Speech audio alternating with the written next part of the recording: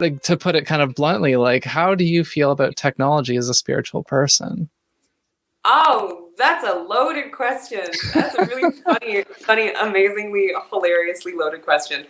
I went through a very long period. I actually went about 6 years without having a connected cell phone. After I started my yoga practice, I was like, I don't like how much it constantly nags at my attention. I don't like how much there's just all this stimulus happening. It's too stressful. I don't like it. It's too much. It drains my energy. All these electromagnetic frequencies are physically affecting my body, flowing through the atmosphere, changing the chemical reactions in my brain. I don't like it. I don't like it. Like, and for a solid 6 years, I was like, I don't need a phone. Everywhere has Wi-Fi. If I need to connect with someone, they can just call me on Wi-Fi. If you want to reach me, be present, you know? And that was something that I was really, really content with, and I was really happy with. And now that I'm an entrepreneur in different ways, you know, now that I'm a tattoo artist and I function so much of my business off of social media, you know, Instagram is a huge platform for me because it allows me to get my workout in picture form to a great wide array of people. I know that when this airs, the competition will be over, but I'm currently in the running to be Inked Magazine's next cover girl. Wow. And I'm actually in 4th place out of all the contestants all across the world, which is really amazing. Wow. Today is day 2 of the competition. There are 16 days, and you know, everybody's open and welcome to vote, and that's how they decide who wins. And there's a cash prize for the winner, which I plan on investing in some really awesome things. But if I win,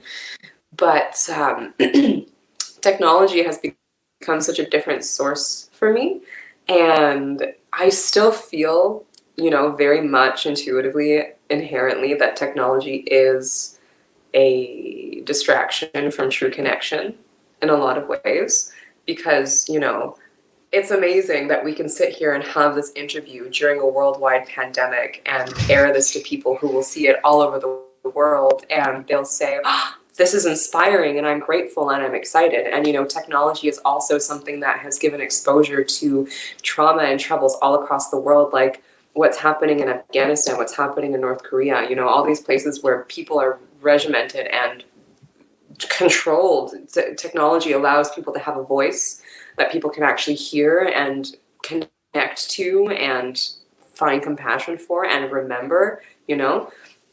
Politics, Black Lives Matter movement, even to a certain degree, the ecological crisis. But that I feel is something that would benefit from a lack of technology, and that's the paradox in that. And it's amazing that we can do all of this, but it's also, I feel, in some ways, these interfaces that stop human-to-human connection in the ways that we're so used to are part of the reason why we need these interfaces to reintegrate human-to-human connection and the ways that we've forgotten how to do. And I feel like no matter what, I will always feel that way, at least a little, because I know that that's the truth, you know? But in other ways, I also recognize that technology has a great potential to destroy things, and it has a great potential to fix things. And I mean, if I could meet anyone tomorrow and hang out with them and sit down and have a tea and a revolutionary conversation, I would sit down with Elon Musk and I would say, hey, friend, can we chat about how to clean the oceans? Can we chat about the fact that you have all this money and all this resource, and if you put that towards collecting all of the garbage in the world into rockets and throwing it all into the sun, we would probably fix global climate crisis in like a day. You know? And it's stuff like that where I'm like, technology is this beautifully intricate, amazing consciousness of itself, you know, like AIs, I think, are incredible human alien technology that's just this amazing integration of so many things, and it's so trippy. And it's also like when I am around people and, you know, they talk to Siri, for instance, like they demand Siri, or there's another one, but I don't remember what her name is. Alexa? Siri. Yeah. Right? Alexa or Siri. I wish I didn't know that. Right? And they're like, hey, Siri, or hey, Alexa.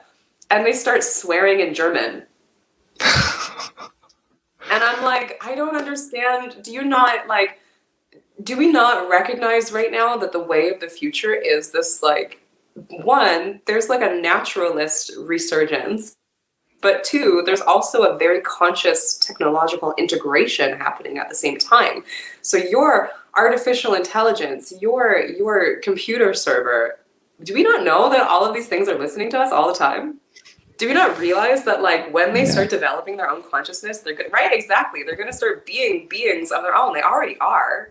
Open source databases are literally collecting information all the time to shape personalities for computers. Like, this is what it is. And this stuff already exists somewhere in a place that we just don't know about. So, like, technology is one of those things that we need to remember how to also treat with compassion. Because if you start treating it badly and disrespecting it, the same thing is going to happen that we've done to the earth. And I feel like that's a very human conditioned plight that we're experiencing right now. How do we just be more compassionate? And how do we fix things that we've broken? And it's not our fault generationally, but it is a thing that we have to deal with. And that's something that is so important. And I feel like technology is a great solution, as much as it also has created a great amount of crisis at the same time. You just reminded me of one of my favorite quotes, kind of tying two things you've said together. When you said societal hardness earlier, and then the compassion now, and it reminds me of this quote that I really love. It goes something like, we shouldn't raise our children to be like tough to deal with a harsh world. We should raise them to be soft and compassionate so that they can make the world less harsh. And I'm just like, that is so right in the heart. Yeah, I feel that one too. That's a real one. That's a good I gotta get the exact wording of it to put on the screen for the YouTube, but I've had that one in my pocket for a good decade probably. Yes, Yeah. I'm so glad that came out now. That's so awesome. Thank you.